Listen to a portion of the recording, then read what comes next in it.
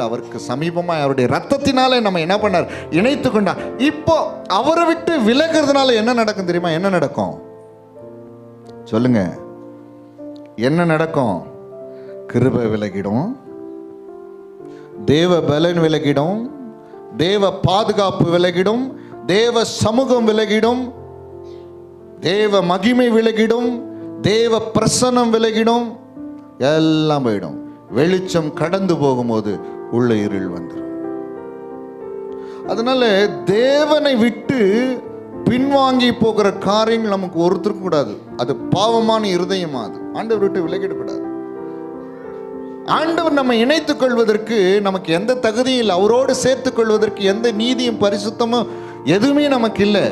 அவருடைய கிருபையினால் அவரோடு கூட நம்ம இணைத்துக் கொண்டோம். இன்னைக்கு நம்ம என்ன பண்ணோம்னா, அவரை விட்டு விலகணும்னு சொல்லி